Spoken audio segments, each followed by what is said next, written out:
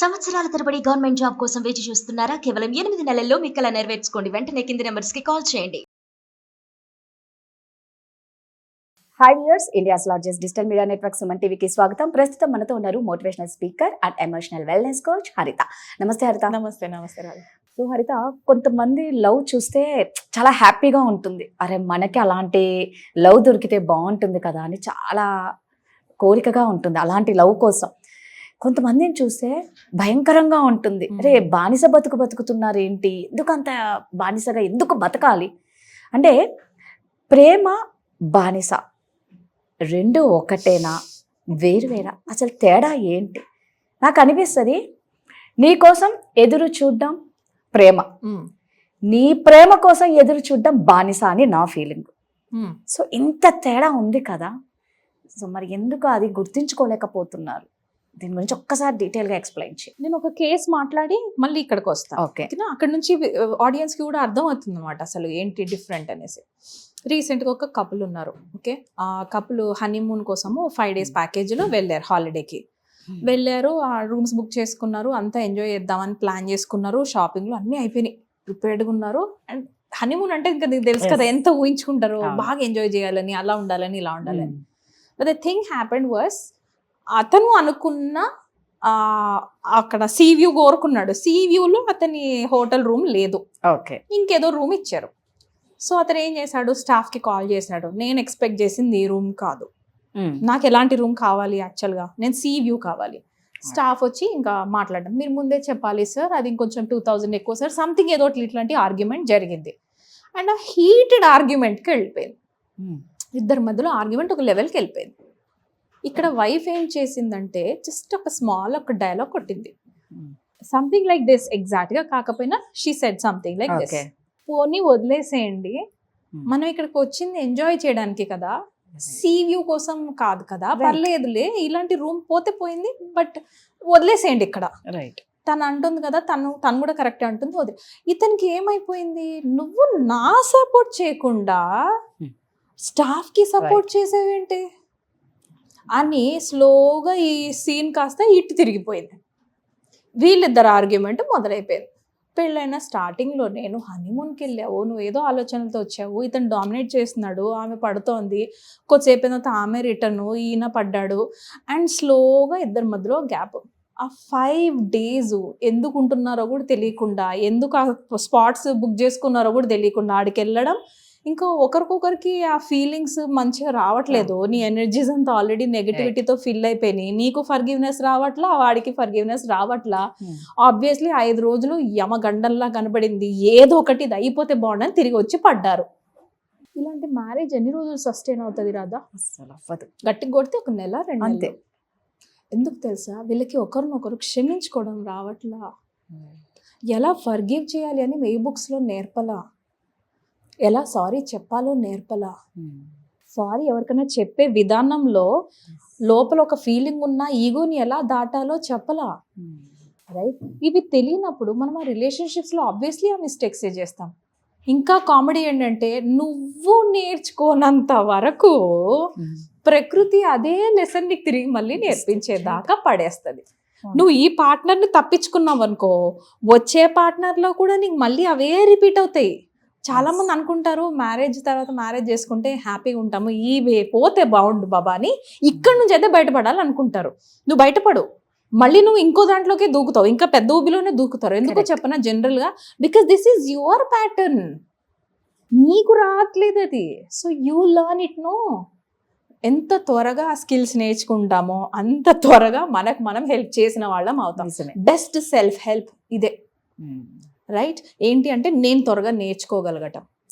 ప్రకృతి ఎప్పుడు కూడా కింద పడేసి నేర్పిస్తుంది. ప్రకృతిని అమ్మ అంటాం, మదర్ నేచర్ అంటాం. ఎందుకంటే కింద వాడు పాకుతూ పాకుతూ పాకుతూ లేచి నిలబడే టైంకి పడాల. వాడు 10 సార్లు పడని, 11వ వాడు లేచి నిలబడాలి. ఒక ఆబ్జెక్ట్ పట్టుకొని లేచి నిలబడాలా, లేకపోతే ఒకసారి పడిన తర్వాత మళ్ళీ నేను ఇలా పడకుండా ఎలా నేర్చుకోవాలని వాడు నేర్చుకునే ప్రాసెస్ అది. Right, so is the relationships. బయటకు వచ్చేయకండి. Separation is never the solution, because you will be more lonely. అరే ఒకడు ఉన్నా బాగుండు ఫైట్ చేస్తానికి, అరే ఒకడు ఉంటే బాగుండు నాకు మెడిసిన్స్ వేయడానికి, అరే ఒకడు ఉంటే బాగుండు పాలు కలపడానికి అనిపిస్తుంది రాదా. This is far better, right. So ఇక్కడ నేనేం చెప్తానంటే, ఇప్పుడు ఆ వైఫ్ అండ్ హస్బెండ్స్ గురించి డిస్కస్ చేశాం కదా, అలానే ఇక్కడికి వచ్చేసరికి కూడా నువ్వు చెప్పు. ఇప్పుడు టాపిక్ స్టార్ట్ చేసాం కదా, నువ్వు చెప్పు. ఇప్పుడు నువ్వేం అడగాలనుకున్నావు ఇందులో? ప్రేమ అంటే అదే అంటున్నాను, ఇప్పుడు ఏం అర్థం కావట్లేదు. బానిస అసలు ఆ ప్రేమకి బానిసకి తేడా బానిసత్వం అంటే, ఇప్పుడు నేను ఇలా కాలు మీద కాలు వేసుకొని కూర్చున్నా సపోజ్, నా కాలు గడగరా, నా కాలు గడిగిన నీళ్ళు నువ్వు దాగరా, నేను నీకు చెప్తున్నా ఫోన్ వాడికి ఫోన్ కొట్టరా నువ్వు, నేను చెప్పిందల్లా నువ్వు చేయాలి, చేయకపోతే నేను నిన్ను హర్ట్ చేస్తాను. అది మాటలతోనా చేతలతోనా, ఫుడ్ పెట్టకుండా నా ఫుడ్ పెట్టా, లేకపోతే ఫుడ్ లో ఎక్కువ కారం వేసి ఆడను, అక్కడ ప్రేమ ఎక్కడ? దిస్ ఈస్ బానిసత్వం, this is extreme domination. Either ప్రేమ ఉంటది లేదా డామినేషన్ ఉంటది, రైట్. బానిసత్వం నేను చెప్పిందల్లా వాళ్ళు చేయాలి, అదే నా ప్రేమ. This is never love, this is conditioning, this is control, this is psychoism, this is sadism. అవును. అరే వాళ్ళని వదిలిపెట్టండి బాబా. నేను ఏమంటాను అసలు చాలా మందికి ఇదే చెప్తాను, నేను ప్రేమించట్లేదు, నీకు నచ్చట్లేదు, నువ్వు నచ్చినట్టు వాళ్ళు ఉండట్లేదు, కొన్ని రోజులు వదిలిపెట్టరు భయ్, వదిలిపెట్టరు. అలాంటి వాళ్ళు రిలేషన్షిప్ నుంచి బయటికి రమ్మన్నట్లా, వాళ్ళని నీ బ్రెయిన్ లో నుంచి వదిలిపెట్టు, వాడికి స్పేస్ ఇవ్వండి. అలానే అమ్మాయికి కూడా కొన్ని రోజులు స్పేస్ ఇవ్వండి, let them go for 90 days. నేను మొన్న రీసెంట్ గా విన్నాను, బాగా గొడవలు పడుతున్నారంట. అతను అన్నట 3 నెలలు వదిలిపెట్టేసి పక్కన సెపరేట్ గా ఉండడు అన్నాడట. సెపరేట్ గా ఉండగానే వాళ్ళిద్దరికి రియలైజేషన్ స్టార్ట్ అయింది, ఎంత ఒకరి మీద ఒకరు ఇంటర్ డిపెండెంట్ ఉన్నారు అని. నోరు మూసుకొని 90 days తర్వాత వచ్చి కలిసారు. బికాస్ లైఫ్ లో ఎప్పుడు వన్నే ఉండదు కదా, both give and take relationships ఇవి. నువ్వు ఒకటే నేనే ఇస్తున్నా కాబట్టి నువ్వు నేను చెప్పినవన్నీ చేయాలి, కాబట్టి నువ్వు నేను చెప్పిన. దిస్ ఈస్ బానిసత్వం బాబా. Never control in any relationship, right. మొన్న నేను మా బాబు ఒకటి చేశాడు రాదా, ఇట్ వాజ్ ఎక్స్ట్రీమ్లీ పెయిన్ఫుల్, చాలా బాధేసింది. మా బాబు కూడా చేసింది. సరే పెయిన్ అనిపించింది, పెయిన్ ఎక్స్ప్రెస్ చేయాలి నేను. వాడికి నాకు బాధ వచ్చిందని చెప్పకపోతే ఎట్లా? నెక్స్ట్ టైం నాకు ఇలా బాధ వచ్చినప్పుడు నువ్వు ఇలా నాకు హెల్ప్ చేయాలని వాడికి నేను చెప్పకపోతే. So I made him sit, first కూర్చోబెట్టాను, నా వ్యూ మొత్తం చెప్పేశాను. అరే వినరా, నీకు నిద్ర వస్తున్నా, ఆవలి ఎంత వచ్చినా ముందు వినేరా. వాడికి నేను నేర్పించాల్సింది వినాలి అన్న సంస్కారం డెవలప్ చేయటం. ఫ్యూచర్ లో వాడు నేర్చుకోవాల్సింది అదే. ఒక ఆడపిల్లని కూర్చొని చెప్తున్నప్పుడు నువ్వేం జడ్జ్ చేయకు, నిన్ను కూడా అనొచ్చు 2 మాటల్లో, లైట్ తీసుకో, కానీ అక్కడ ఉండు ఫిజికల్ గా. వాడికి నేను అది డెవలప్ చేయాల్సిందే, రైట్. సో నేను వాడికి అదే అంటే వాడు సావగొట్టును, but I will make him listen, right. నీకు ఆ హ్యాబిట్ డెవలప్ అవ్వాల్సిందే. అండ్ గర్ల్ దగ్గరకు వచ్చేసరికి completely different mother, completely different రాదా. గర్ల్ని నేను ట్రైన్ చేసే విధానమే వేరు. నేను కూడా పోతా, నేను కూడా అన్న వెనకాల సైకిల్తో కూడా పోతా అంటే నాట్ అలౌడ్ బాబా, యు ఆర్ నాట్ అలౌడ్. నిన్ను ఆ వరల్డ్ చూసే విధానం, వాడిని చూసే విధానం కంప్లీట్గా డిఫరెంట్ బేబీ. నేను డిఫరెంట్గానే ట్రైన్ చేయాలి, తప్పదు. నువ్వు ఈక్వల్ రైట్స్ కోసం ఫైట్ చేయి, నువ్వు ఏమన్నా చేయి, అది ఇంత ఉంది అప్పుడే ఆర్గ్యూ చేస్తుంది రాదా. ఇంత గట్టిగా కొడితే 5 ఏళ్ళు కూడా నిండలేదు ఇంకా. But still this is how people are. పట్టు వదులు, పట్టుకో వదిలిపెట్టు, this is how it works. గట్టిగా పట్టుకొని నువ్వు పిసికేసినంత బానిసత్వం ఏ రిలేషన్షిప్ కూడా ఎక్కువ స్క్వీజ్ చేస్తే ఎక్కువ రోజులు నిలబడదు. నీకు లంగ్స్ అదే నీకు ఇచ్చే indication. Breathe in breathe out ఎందుకు తెలుసా? బెస్ట్ రిలీజ్ స్ట్రెస్ రిలీఫ్ లో ఫస్ట్ చెప్పేదే బ్రీత్ ఇన్ బ్రీత్ అవుట్. ఎందుకంటే నీ హార్ట్ సఫకేట్ అవుతుంది. లంగ్స్ నువ్వు బ్రీత్ చేయట్లేదు అని అంటే నాకు థ్రెట్ ఉంది, నేను చచ్చిపోతున్నాను అని. నువ్వు రిలేషన్షిప్ లో కూడా అదే చెప్తున్నావు. రిలేషన్షిప్ లో నీకు కొన్ని మాటలు పక్కన వాళ్ళకి ఊపిరి ఆడట్లేదు, వాళ్ళనితో ఉండలేకపోతున్నారు. అప్పుడు కొంచెం స్పేస్ ఇవ్వండి, కొంచెం వదిలేయండి. మొన్న ఆర్గ్యుమెంట్ అయిన తర్వాత మా హస్బెండ్ తనను, గుడ్ మామ నువ్వు కరెక్ట్ ఫైట్ చేసినావు, ఆ టైంలో నాకు రాంగ్ అని తెలుసు, బట్ స్టిల్ నా ఈస్ట్రోజన్ లెవెల్స్ ఫైట్ చేయని చెప్తోంది.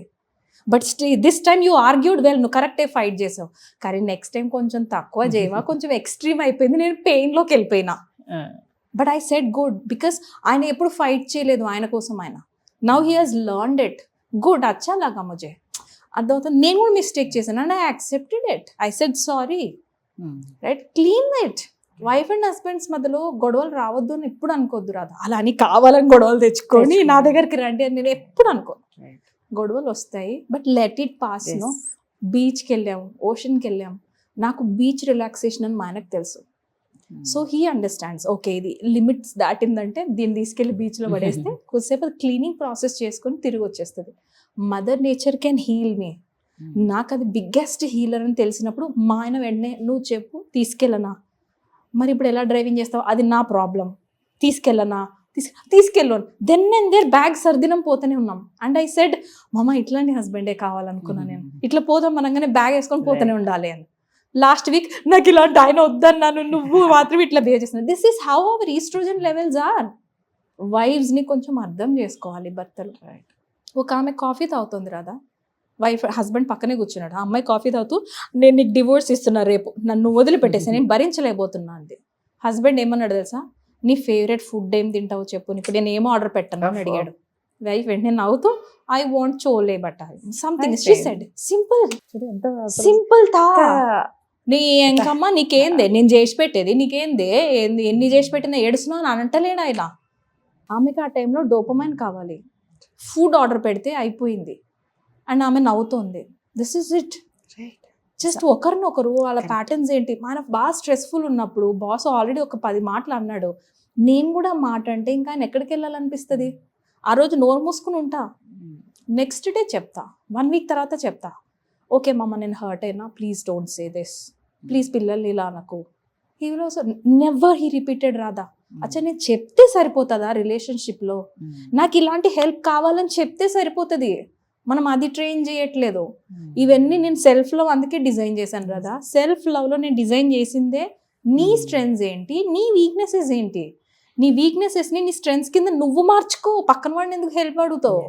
మార్చుకున్న తర్వాత go live your life, right. Basic level రాదా అది. ఆ చిన్న పిల్లల నుంచి కాలేజ్ స్టూడెంట్స్ నుంచి నువ్వు ముసలోళ్ళ దాకా అందరికి అర్థమైద్ది అది.